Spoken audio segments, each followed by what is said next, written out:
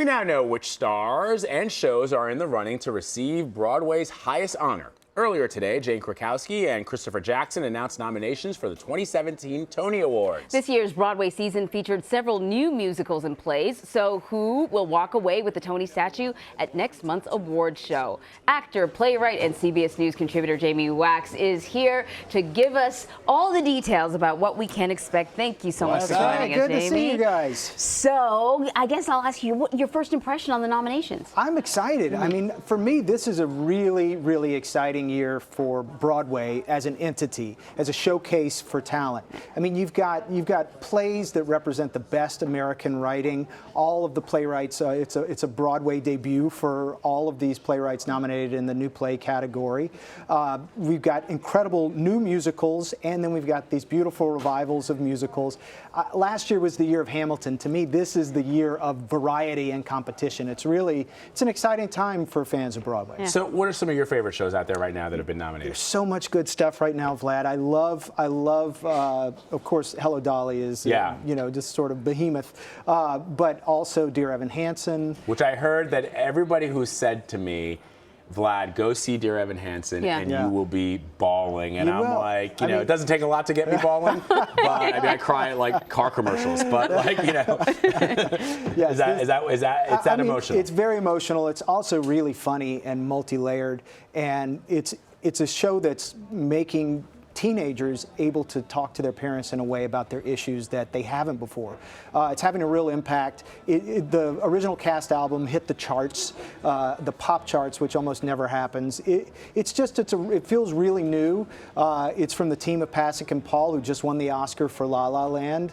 And it's really striking a chord, especially with young people right now, way outside the realm of traditional Broadway theatergoers. But then there's a couple of others. Natasha, Pierre and the Great Comet of 1812. Amazing show. You've got to see this show because it's brand new music, almost no lyrics rhyme.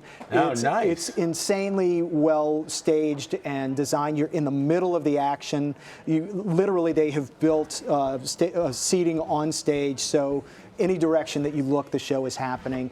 And Josh Groban does an amazing job in the lead. It's an ensemble piece, but he really fits in with the ensemble, but takes his moments. He does a great job. So there's no dominant play like Hamilton. There's nothing. I mean, I think if anything were dominant, it would be Dear Evan Hansen. Although, actually, Natasha, Pierre and the Great Comet of 1812 has more nominations than Dear Evan Hansen. So it is sort of a dark horse to walk away. Right. And then, of course, something you're very proud of, Come From Away. Yeah, for no reason I'm proud. Like, I have nothing to do with this play. It just happens to be about friendly Canadians. Canadians, I'm with that. I believe in celebrating friendly Canadians.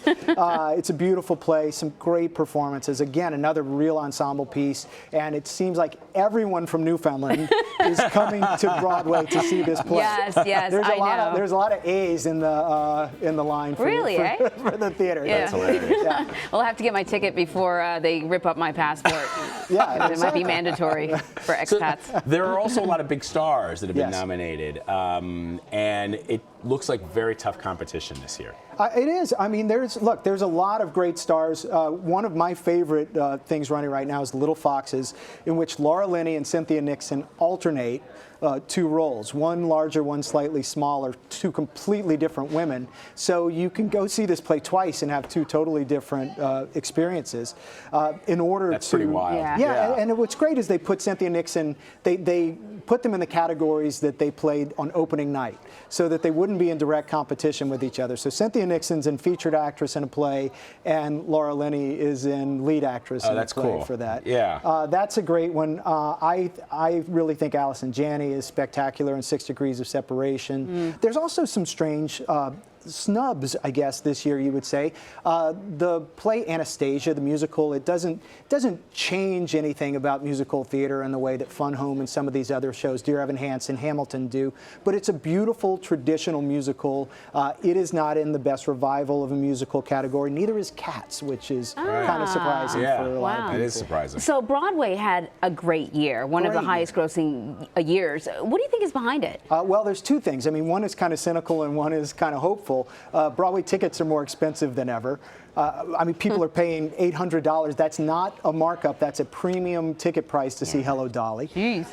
So that's part of the reason. But we had 2 record weeks around the holidays, and we are already at 1.3 billion plus, which was the record-setting total of last year, and we have over a month left to go with this season. So this will be a record-grossing season. Wow. One of the things that was remarkable last Broadway season, Jamie, was the diversity of roles and people nominated. Was that because of Hamilton, and have we seen that, is that trend continued this year? You know, it is continuing this year. I mean, we had plays like Jitney that had an entirely African-American team behind it, telling one of the most important stories by one of the most important playwrights in America, August Wilson. That's the only play of his that never played on Broadway before.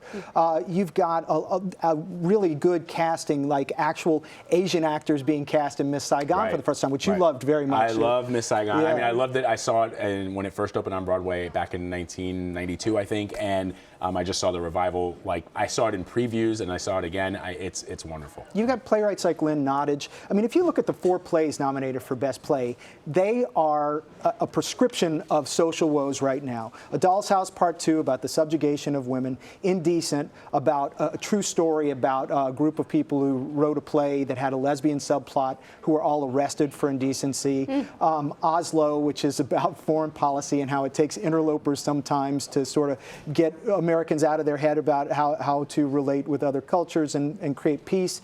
And then Sweat, which is about deindustrialization and what that's doing on a human scale. I mean, that sounds like the times we're living in a way that movies are not necessarily reflecting. Good point. Jamie Wax, really exciting stuff. Thank you so much for stopping by. Thanks. Always good to be here. And remember, the winners will be announced at the 71st Annual Tony Awards, hosted by Tony-winning actor and Academy Award winner Kevin Spacey. You can watch the awards Sunday, June 11th at 8, 7 Central, only on CBS.